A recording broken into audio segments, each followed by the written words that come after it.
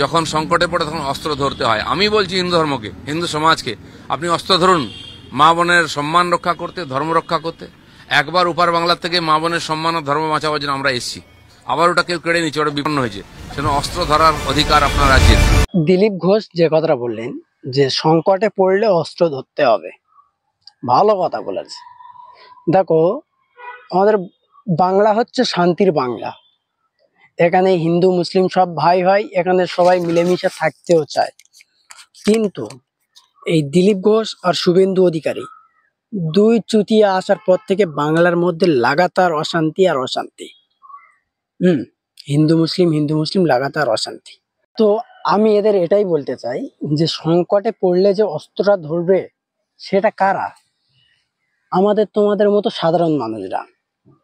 এই যে দিলীপ ঘোষ এখানে দাঁড়িয়ে দাঁড়িয়ে এত বড় বড় চালের গল্প দিচ্ছে, এ কিন্তু আসবে না অস্ত্র ধরতে, এই কিন্তু আসবে না কারোর সঙ্গে ঝগড়া করতে, না আসবে না আসবে এর বউ বাচ্চা, না আসবে এর ছেলে পুলে, কেউ আসবে না।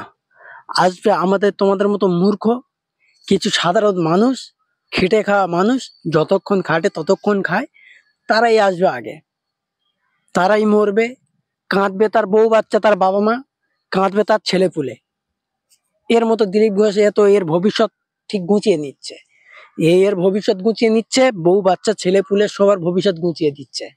আর তোমরা খেটে খাওয়া মানুষ, তোমাদেরকে অশান্তির মুখে ঠেলে দিচ্ছে। কি ভাই, কথা আমি ঠিক বলছি তো? দেখো, যে বোঝার সে ঠিক বুঝবে, আর যে বোঝার নয়, যে বলে আমি বুঝবো না, সে কোনোদিনও বুঝবে না। তো ভাই, আমি তোমাদের এতটুকুই বলতে চাই, যেসব হিন্দু বলো মুসলিমরাই বলো, তোমরা এই এত দাঙ্গা করার জন্য উঠে পড়ে লেগেছো। এই তোমাদের রামনবমী আসছে, তোমরা দেখে নেবে মুসলিমদের। হুম তোমাদের 1 লাখ লোক লাগবে, 2 লাখ লোক লাগবে, তোমাদেরকে দেখাতে হবে রামনবমীতে। তো আমি তোমাদের এতটুকুই বলবো, তোমাদের ধর্ম তোমরাই করো, তোমাদের 1 লাখ লোক দেখাও আর তোমরা 2 লাখ লোক দেখাও, এতে মুসলিমদের কোনো অসুবিধা নেই। আমরা চাই সবাই ভাই ভাই, সবাই শান্ত শিষ্ট ভাবে যে যার ধর্ম সে যার পালন করুক, সবাই ঠিকঠাক ভাবে চললে আমরাও সব ঠিকঠাক। আমরা যদি ভালো হয়ে চলি, আমাদের রাজ্য ভালো, আমাদের কাছে আমাদের মন্ত্রী ভালো, ম্যানেজার ভালো, সবাই ভালো। আমরাই ঠিক হয়ে চলতে পারছি না, তাই আমাদের কাছে কেউ ভালো নয়। তাই তোমরা এইসব ঝগড়া বিদ্বেষ মারপিট হিংসা কাটাকাটি মারামারি এগুলো একটু দূরে হটিয়ে দাও, দেখবে তোমাদের কাছে সবকিছু ঠিক হয়ে যাবে। ভাই, আমি তোমাদের এতটুকুই বলবো, সবার ধর্ম সবার কাছে ভালো। অবশ্যই আমার কথাটা তোমরা বুঝতে পেরেছো।